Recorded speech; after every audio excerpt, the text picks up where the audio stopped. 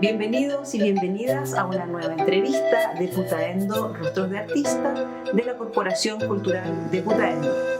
En esta ocasión vamos a conversar y a conocer más en profundidad a Sergio León Romero, escultor que muchos de ustedes identificarán acá en Putaendo por algunas de sus obras. En esta ocasión vamos a conversar con él y conocer más íntimamente cuál es su trayectoria y su postura. ¿Cómo estás, Sergio? Muy bien, gracias. Qué bueno que aceptaste nuestra invitación. Y nosotros agradecemos también que nos recibas acá en tu casa, muestra de lo que haces, de lo que eres. Eso se agradece. Bueno, Sergio es escultor.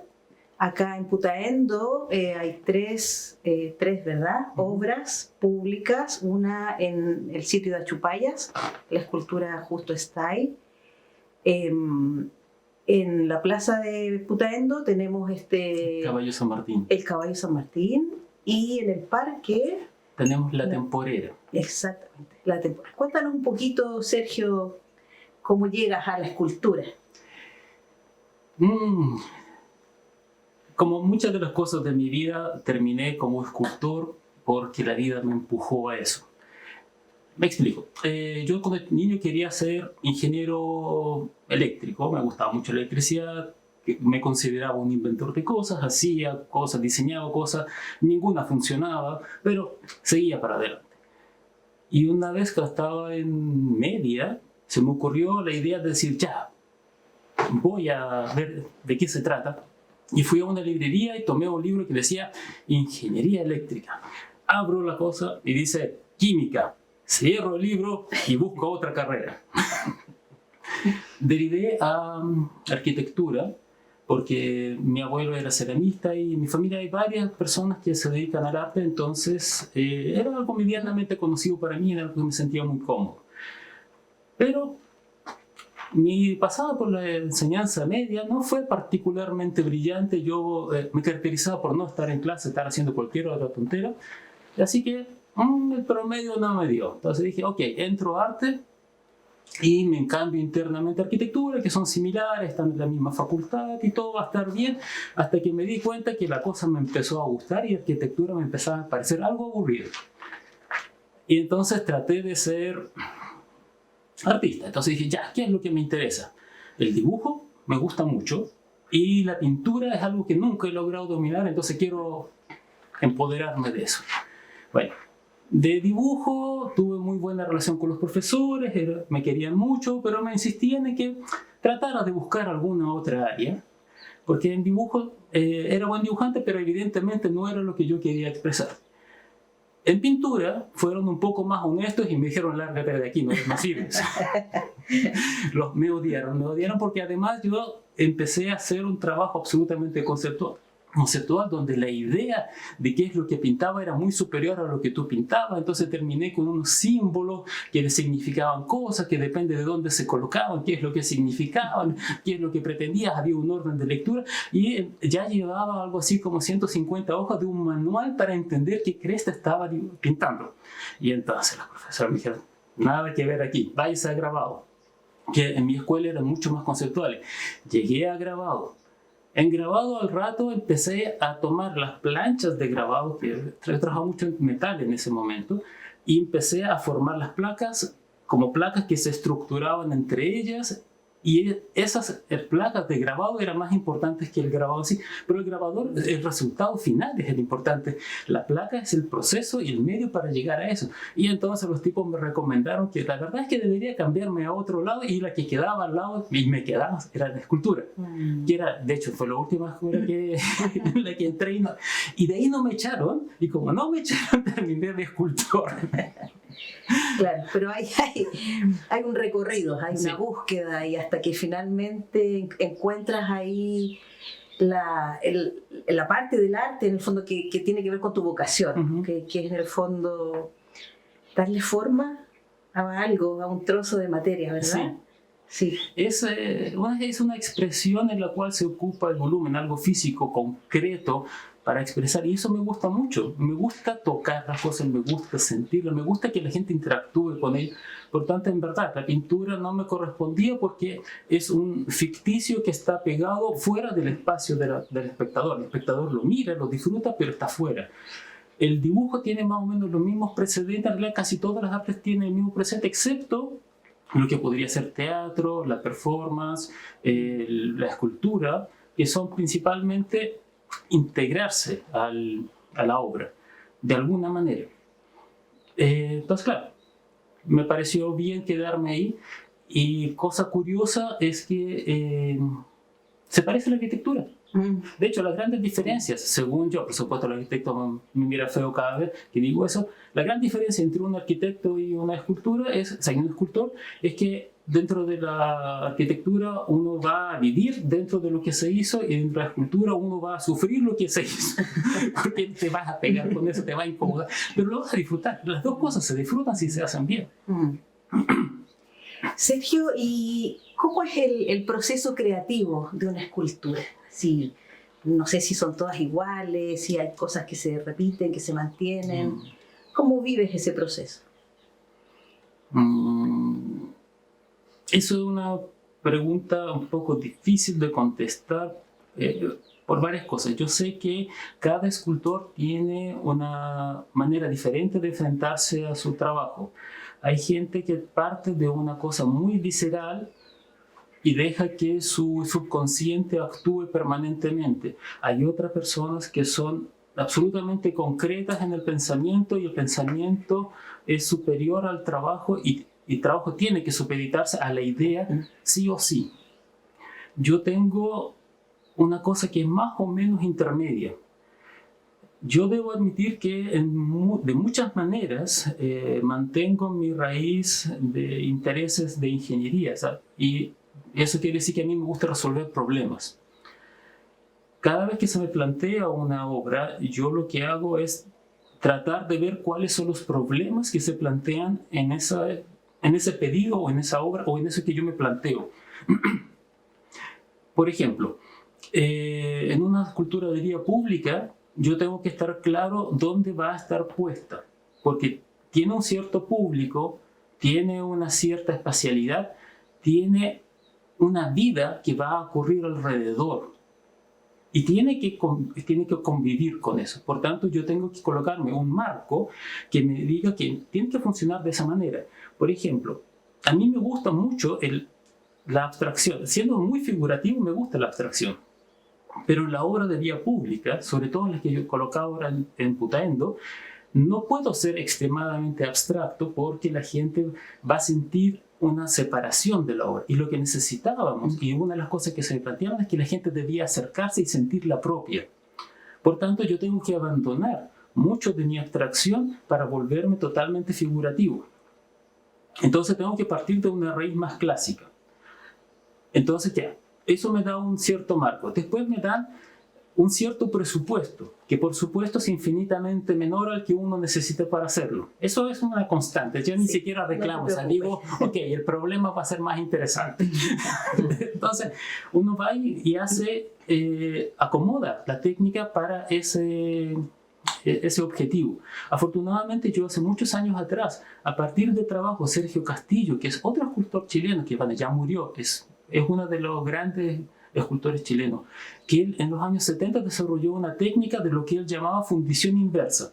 ¿Qué es una fundición inversa? En las palabras de Sergio Castillo, la fundición es: uno hace un molde, lo manda a la fundición, el metal se inyecta, entonces el metal entra y tapa todos los poros. Por tanto, la huella de la fundición siempre son protuberancias, pero protuberancias y huecos. En cambio, en la soldadura, todas son protuberancias y mucho más marcadas. Entonces, visualmente se ve como una cosa al revés de lo que fue la fundición, que una cosa entra, la otra cosa sale. Él lo que hacía era una estructura de acero, la iba recubriendo de placas, y todo eso era recubierto totalmente de acero, lo cual iba, o sea, de soldadura, iba puliendo hasta que formaba la forma. Es una forma muy bonita de trabajar, pero muy difícil de trabajar. Uno de los principales conflictos que había con esa técnica es mantener las proporciones. Es muy difícil mantener las proporciones. No siendo imposible, pero es muy difícil. Entonces yo tomé su técnica y la uní a lo que era la tradición de los escultores de fundición, que es trabajar con moldes. Uno trabaja en greda, saca moldes, y en ese momento, teniendo el molde, yo lo rellenaba de plaquitas que iba pegando en el molde. Y empezaba a soldar. Y soldaba, y al sacar la placa, tú tenías la copia de la pieza con la soldadura adentro y tú veías las placas por fuera. Y eso lo volvías a armar. Esa es una técnica que me permitió trabajar a grandes formatos con un bajo presupuesto, y esa técnica la diseñé específicamente sabiendo que en algún momento yo necesitaba hacer esculturas grandes, porque en ese momento yo era absolutamente megalómano y quería ser un gran artista de Chile. Entonces necesitaba una técnica que me permitiera llegar ahí, porque sabía que el principal escollo era la financiación del material. Los grandes artistas no tienen ese problema porque en ellos confían y les ponen muchos recursos para que hagan las esculturas. Los que estamos recién comenzando no tenemos esa... Perdón, los que estábamos recién comenzando no teníamos esa ventaja, por tanto nuestro presupuesto era chiquito y tenía que hacer grandes cosas con poca plata. Entonces diseñé esa técnica específicamente para eso. Y dio muy buen resultado. Mi primera escultura que hice de esa manera fue el Ángel de Providencia, que a partir de una escultura propia mía, doné una escultura a la Comuna de Providencia. Jamás vuelvo a donar una escultura a una comuna rica. Me la botaron.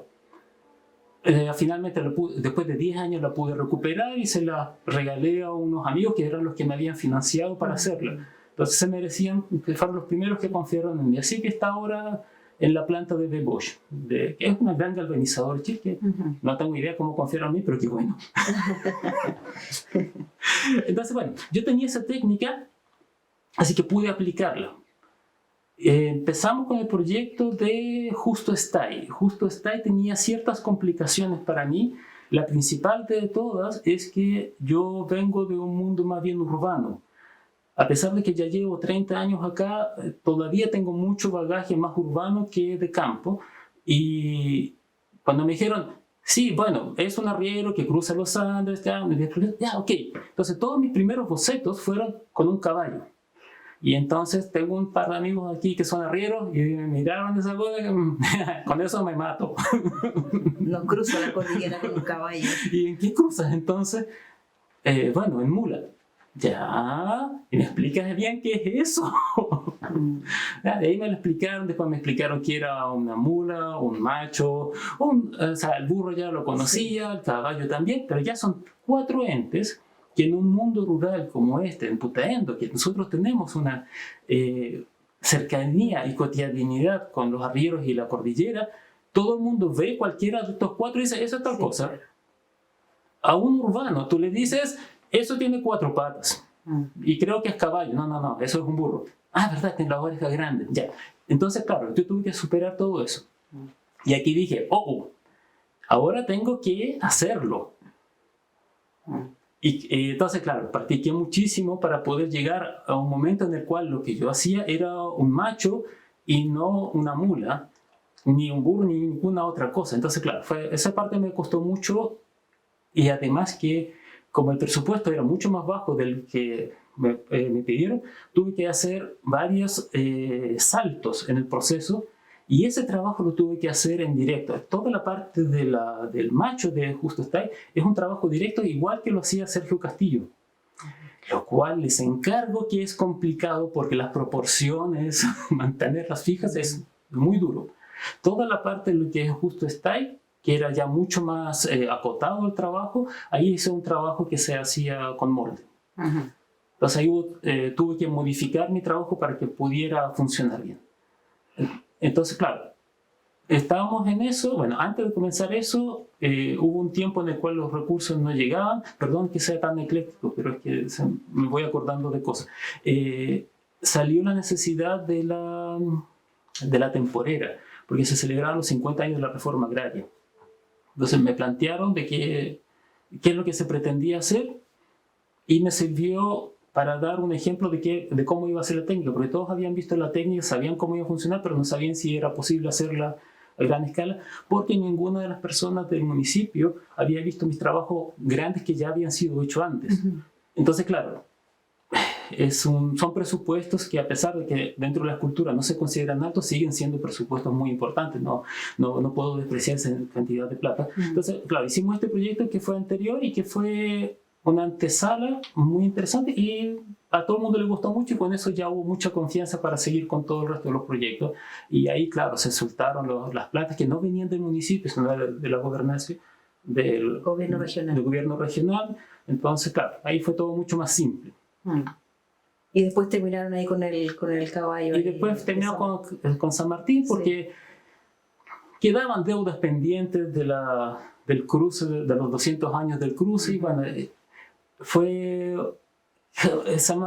caballo de San Martín fue muy bonito porque permitió terminar un ciclo muy interesante, y yo creo que en ese sentido el municipio de Putaendo, la gente que dirigió esto, partiendo por nuestro alcalde que ya murió, fueron muy visionarios.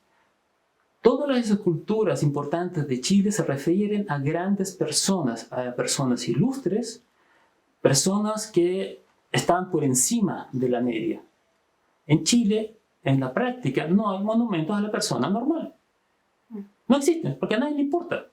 A nadie le importa que los que hicieron las cosas fueron la gente, pero solo reconocen al tipo o la mujer que fue la que tomó la idea. Pero el trabajo lo hicieron las otras personas. Es muy importante el líder, pero sin las personas no es nada. Cuando se hace justo está ahí, estamos hablando de una persona normal, estamos hablando de una persona de pueblo, sin la cual no hubiesen podido cruzar, porque él organiza a todos los arrieros, que son el rey, también son del pueblo, para poder cruzar toda esta gente. O sea, San Martín tenía buenas ideas de cómo cruzar. O'Higgins sabía más o menos qué es lo que había que hacer, pero ninguno tenía idea de cómo hacerlo. Eso viene de la gente. Es súper desconocida la ruta, el camino, los pasos, todo. Y si uno se fija en toda la iconografía independentista de Chile, las únicas referencias que hay a justo está ahí son un cuadro que está en el Museo Militar, un cuadro gigante que aparece glorioso San Martín con O'Higgins, embriosos corceles, cabalgando por la cordillera con tremendo ejército atrás, y un viejito chuñugo con un perro en una esquina que no, o sea, uno lo mira por casualidad. Eso es el gallo que estaba a cargo de toda la expedición. Esa expedición se muere. No puede ser justo está ahí así. Y la otra es la estatua del roto chileno, que es la Plaza Mulato Gil, me parece que está, que tiene una historia nada que ver. Era un chileno que estaba estudiando en Italia, estaba haciendo una escultura porque tenía que dar su examen, hizo un partisano italiano de la guerra del no sé qué, y entonces coloca a un muchacho joven, muy afeminado, parado en el fusil. Entonces llega a Chile, sí, ya, ¿a quién se lo encajamos? Justo está ahí, dale.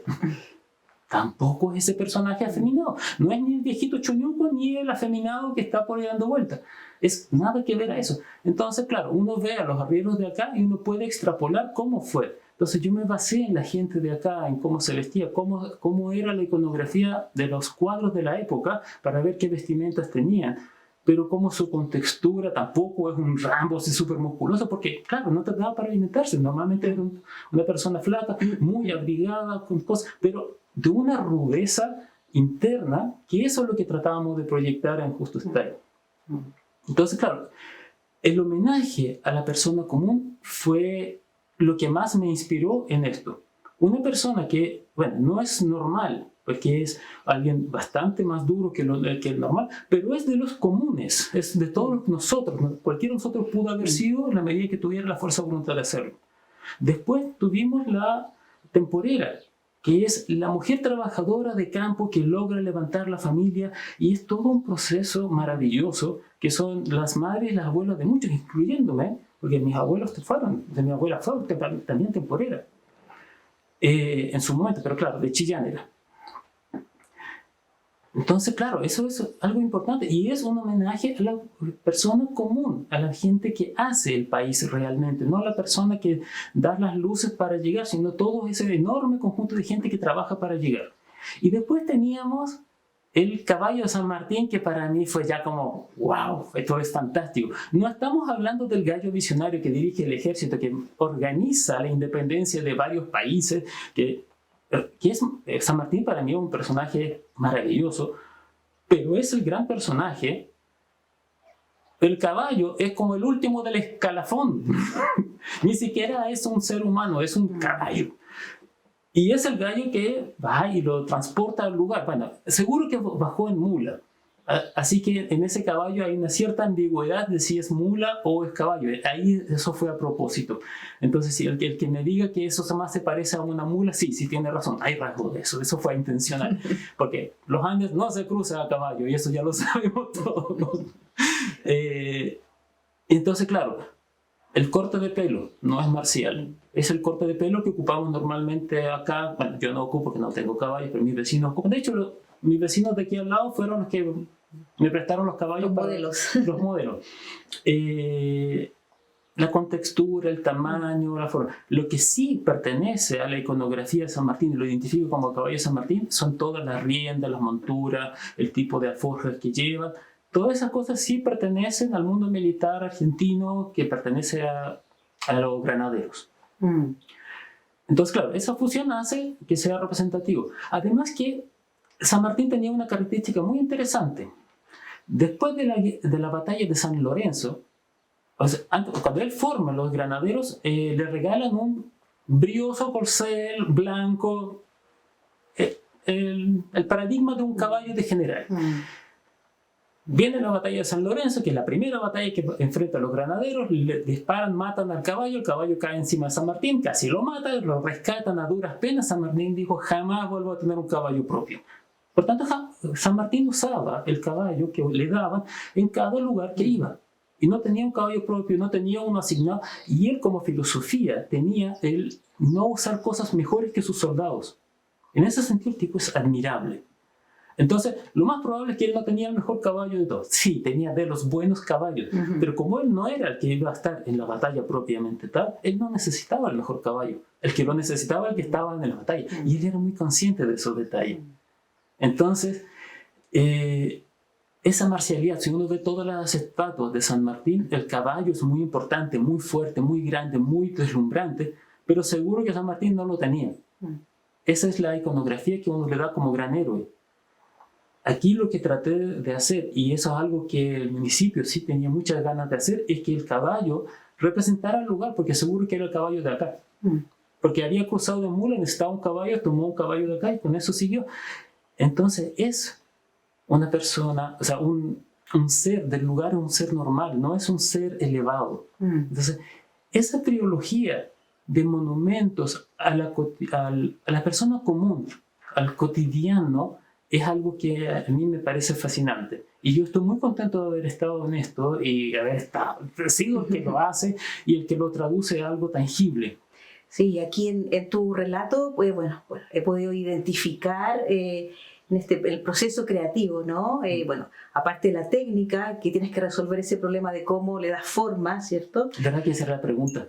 ¿Verdad que esa era la pregunta? Y me fui para otro lado. No, está bien, porque además hay un estudio, ¿no? Porque para darle forma a algo hay que saber qué es ese algo, el simbolismo que contiene eso, ese objeto, ¿verdad?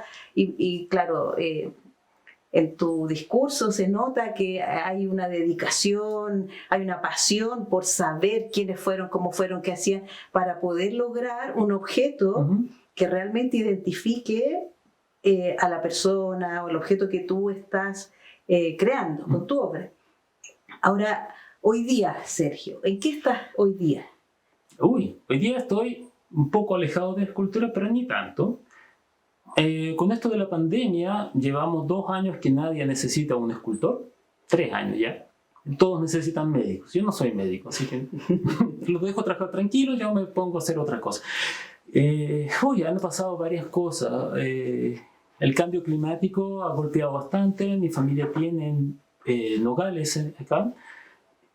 Bueno, teníamos 20 hectáreas, ahora tenemos 8 hectáreas el año, y ligerito vamos a tener 6 porque hemos ido matando porque no hay agua para cultivar todo. Así que cuando alguien dice que nuestros hijos van a pagar los costos de nuestros errores. Mentira, nosotros ya lo estamos pagando. Todos lo estamos pagando, desde que la comida es más cara, desde que para ir de vacaciones hay que ir más lejos. Todos esos detalles ya hacen que nosotros paguemos el cambio climático, nuestro mal comportamiento con el planeta. Bueno, tengo ahí muchos árboles que se están muriendo y tengo un rollo con el bajo impacto ambiental. No me gusta hacer cosas que impactan negativamente más allá de lo necesario. O sea, trato de contraerme a lo estrictamente necesario. Entonces, yo tengo dos alternativas. Saco todo, trato de plantar algo y al sacarlo lo convierto en leña y se va. Muy rápido, muy fácil, pero eso es quemar la madera. Y ahí hay carbón capturado que es muy importante mantener capturado. Entonces, en los últimos 2 años me he dedicado a diseñar y a construir máquinas para poder hacer un aserradero, porque soy incapaz de pagar un aserradero, para poder procesar esa madera y poder hacer cosas con ella. Entonces, estoy haciendo recubrimiento de murallas, busleros, tablas de equilibrio, tablas de skate, pero también esculturas, porque inevitablemente a medida que más me alejo de escultura, más cerca estoy de ella, siempre reboto, y lo cual quiere decir que eso es algo que me gusta, definitivamente. Y bueno, no importa lo que yo haga, finalmente lo termino haciendo desde la vista de un escultor, porque eso fue lo que estudié, eso es lo que me formé. Es igual que un médico, no importa lo que haga, va a hacer las cosas desde el punto de médico, y va a tener que ver cómo adapta su visión a los nuevos requerimientos. Es lo que estoy haciendo yo. Entonces estoy desarrollando materiales y cosas que hacer con el nogal para no tener que quemarlo. Y mi objetivo, cuando me planteé el tema, era voy a aprovechar el 80% del árbol. Bueno, ya me di cuenta que eso es casi imposible. Entonces, tal vez con el 60 me conformo. Pero eso también es bien difícil, porque hay que aprovechar hasta los palitos más chicos y todavía no sé qué hacer con ellos. Entonces estoy en eso. Estoy ahora metido en un dilema, más que dilema, en un resolver problemas muy divertido, en el cual todos los días llego al taller, logro procesar los troncos más fáciles y entonces digo ya, ¿y qué hago con estas tapas que salieron? ¿Qué hago con los palos que salieron? Entonces, y eso es lo que estoy resolviendo. Llevo 2 años y algo en eso, aprovechándome que nadie me necesita y puedo trabajar en otras cosas. He empezado a resolver mis propios problemas. Y para mí la pérdida del campo es un problema, entonces tengo que resolverlo. ¿Y esos objetos los vendes? Sí. ¿Sí? O sea, sí. Todavía no he comenzado realmente a venderlo. He vendido muebles, he vendido cosas, pero muy entre amigos, gente que me conoce o gente que se ha cruzado. Ahora ya debo empezar a redondear eso y empezar a venderlos de verdad. Por mientras formé un Instagram. Yo soy enemigo de la ¿cómo se llama esto? Redes sociales. De las redes sociales me cagan, porque cada vez que veo a alguien que figura mucho en redes sociales, estoy súper claro que el tipo no tiene vida, su vida es miserable, no pasa nada, es aburrido, porque es una fiesta su vida en Instagram o en lo que sea, pero en su vida real el tipo es una persona normal. Entonces, yo no estoy en ninguna parte, parece que me divierto harto. Bueno, la cosa es que tuve que formar un Instagram que se llama Esculturas y Cachureos. No, perdón. Esculturas y cachivaches. Que es más o menos, yo hago esculturas, pero ahora estoy haciendo cachivaches de múltiples tipos. Empecé a hacer estas cosas de Instagram, que bueno, voy subiendo algunas cosas, pero me cuesta mucho porque no me hallo diciendo qué es lo que estoy haciendo. Así que bueno, cada cierto tiempo subo cosas. Así que bueno, eso ha sido, pero voy a empezar espero que pronto a concretar en algo útil, o sea, no útil, en algo tangible económicamente eso, porque la verdad es que ha sido harto trabajo y ya es hora de que empiece a dar algún fruto. Sí. Me parece muy interesante este giro que tienes en tu vida, pensando muchas veces en que a las personas les cuesta reinventarse o están frente a una situación en su vida y se encuentran con una pared y se quedan allí, ¿no? Como estáticas.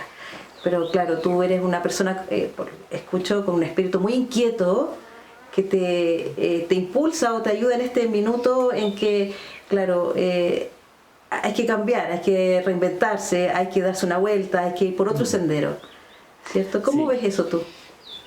Algo de eso habíamos comentado antes. Yo soy partícipe de la teoría del surfista, Es una teoría que yo me hice, pero yo no surfeo, no hago nada de eso. Mi equilibrio es como las pelotas, así que no me esperen ver encima de una tabla. Pero lo interesante del surfista es que es una persona que entra al mar con la esperanza de encontrar buenas olas para poder entretenerse. Busca un momento adecuado para ir, que ya puede ser, le tocó el fin de semana o decidió ir un día especial que el clima decía que iba a estar bueno, pero una vez que está ahí en la escena, tiene que decidir qué ola toma. Puede ser buena, mala, más o menos, pero una vez que la toma y tiene que seguir adelante. Mirarlo desde afuera es súper fácil decir se equivocó antes de que la termine de tomar, pero estando ahí es súper difícil, porque además uno está metido muy cerca del problema. Entonces, claro, pero una vez que la toma, disfruta, llegará a algún lugar, no siempre es al mismo lugar que quiere, a veces tiene que cambiar, a veces se va a caer, va a tener que tomar otra, y sigue. Para mí eso es una enorme analogía, o muy buena analogía de la vida. La vida es un mar en el cual uno se mete, tiene unos oleajes, que si uno sabe tomarlo bien, los oleajes son muy divertidos. Si no lo sabes tomar, te ahogas. Pero si el mar es quieto y no pasa nada y la vida es súper tranquila y relajada, es el aburrimiento máximo, vas a flotar y no vas a ir a ninguna parte. Por tanto, a mí me molesta mucho cuando no pasa nada. Aunque suene extraño, yo soy tremendamente feliz cuando me ponen obstáculos, porque eso me obliga a reinventarme, a hacer cosas, a decir, ok, ya no puedo hacer eso, ¿qué puedo hacer? ¿Qué hago con lo que ya sé hacer para llevarlo a un lado que puedo? Entonces voy esquivando los problemas y voy surfeando básicamente en la vida. No peleo con ella, no decido que tengo que enfrentar el problema hasta reventarme contra él. No lo considero racional. No quiere decir que huya del problema, quiere decir que aprovecho ese problema para ir más adelante, a alguna parte. El llegar a un punto final, es decir, voy a llegar a tal cosa, para mí no es muy importante, porque ese es el final del camino. Cuando tú llegas al final del camino, el camino se acabó la diversión. El camino es el divertido. Y si te colocan obstáculos, te obligan a moverte en forma más entretenida todavía. Por supuesto, pasado cierto límite, puede llegar a ser muy desagradable, estoy de acuerdo con eso. Pero ahí entra la capacidad de la persona de adaptarse y tratar de ver la parte buena de las cosas. Por ejemplo, mi campo se está muriendo. ¿Me voy a echar a morir? Podría. Pero yo acabo de descubrir que tengo un montón de madera que cosechar y con eso puedo formar otra cosa. Y así sucesivamente a lo largo de mi vida, muchas veces yo he tratado de hacer algo, me han frenado, me han bloqueado o se ha destruido todo. Y tengo que terminar pensando, ok, por ahí no era el camino. O ese camino en particular, ahí tomaba un desvío. Y entonces dice ya, ok, ¿qué es lo bueno que viene? Ese va para otro lado. Bueno, Sergio, te agradecemos estos momentos en que desde la visión del escultor nos has podido mostrar frente a un obstáculo o una dificultad, ¿verdad? Hay otros caminos, hay posibilidades, se abren posibilidades. Creo que tiene que ver mucho con tu espíritu, también artista, creativo y de escultor. Así que muchas gracias y bueno, los dejamos invitados a seguirnos en nuestras redes sociales para una nueva entrevista de Putaendo Rostros de Artistas. Muchas gracias. Gracias.